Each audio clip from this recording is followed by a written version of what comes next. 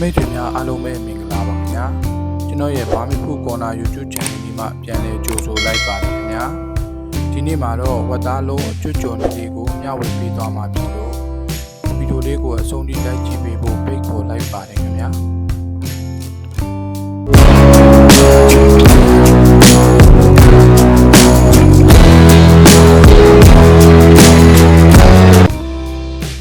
နှုတ်ဆင်းထားတဲ့ဝတ်သားထဲကို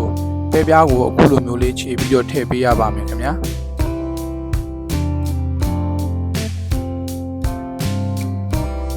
ပြီးရင်တော့အနံလေးမွေးသွားအောင်လို့ကြက်သွန်ဖြူလေးကိုလည်းထည့်ပေးလိုက်ပါမယ်ခင်ဗျာ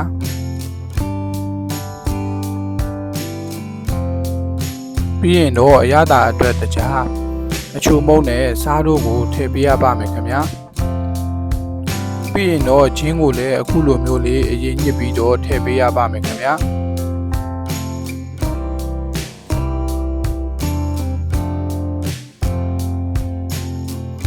မဆလာအနှဲငယ်နဲ့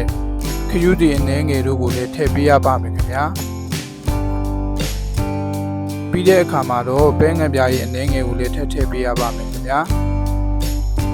ပြီးရင်တော့ငရုတ်ကောင်းဖို့အနှဲငယ်ကိုလည်းထည့်ပေးရပါမယ်ခင်ဗျာ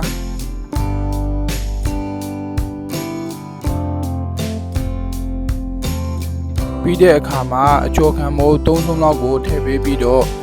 အသားလေးကိုအရသာလေးတွေစိတ်ဝင်သွားအောင်လို့ပြည့်ချာလေးပေါက်ပေါက်ပြီးတော့နေပေးရပါမယ်ခင်ဗျာ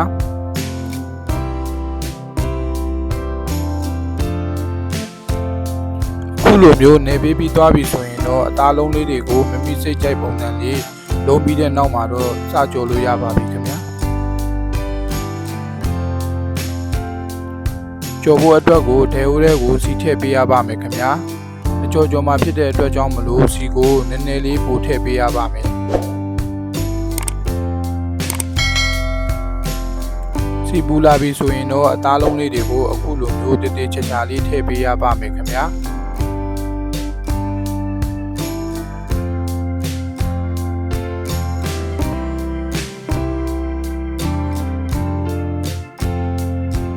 အောက်ပန်းမျက်နှာပြင်လေးတွေကျက်လာပြီဆိုရင်တော့အခုလိုမျိုးအထက်အောက်လန်ပေးပြီးတော့ကြော်ပေးထားရပါမယ်ခင်ဗျာ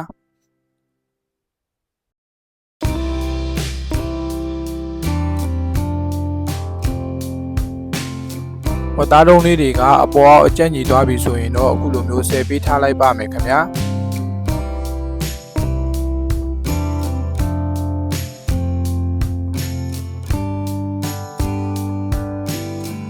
ပြီးတဲ့အခါမှာတော့ဟင်းပြန်ချက်ဖို့အတွက်ခုနကကြော်ထားတဲ့စီကိုအသုံးပြုလိုက်ပါမယ်ခင်ဗျာ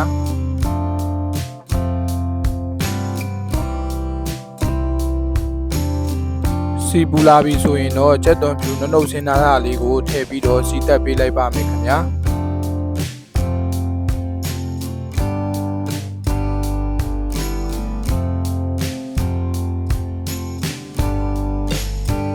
ကြက်သွန်ဖြူအနံလေးတွေမွေးလာပြီဆိုရင်တော့အချင်ရည်လေးကိုထည့်ပေးလိုက်ပါမယ်ခင်ဗျာ